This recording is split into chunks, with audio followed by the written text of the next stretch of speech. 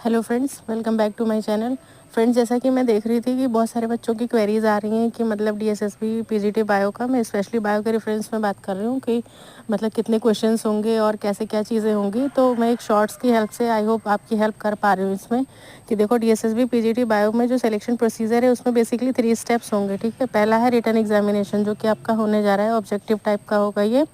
उसके बाद है दूसरा डॉक्यूमेंट वेरिफिकेशन और तीसरा मेडिकल एग्जामिनेशन। तो बाकी दो तो बाद में देखेंगे, पहले तो हम ये देखते हैं कि ऑब्जेक्टिव टाइप का है और इसमें चीज़ें कैसी होनी है। तो इसमें देखो 2 सेक्शन होगा, ठीक है, सेक्शन ए सेक्शन बी है या फिर पार्ट कह लो, पार्ट ए पार्ट बी। तो पार्ट ए में देखो आपके बेसिकली जो मतलब जनरल पेपर होता है, जैसे एज इट इज़ मतलब काफ़ी सारी चीज़ों का कॉमन होता है। जनरल अवेयरनेस के 20 क्वेश्चन होंगे, ईच क्वेश्चन कैरी 1 मार्क।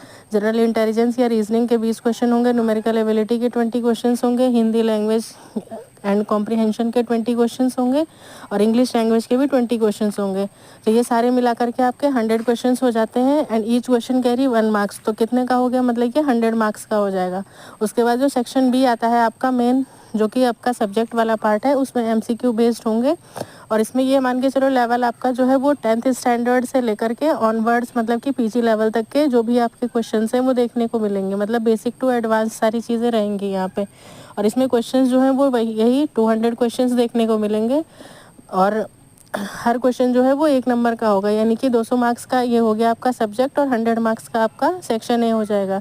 तो यानी कि ओवरऑल मिला करके देखा जाए तो 300 मार्क्स का ये आपका मतलब एग्ज़ाम होने जा रहा है।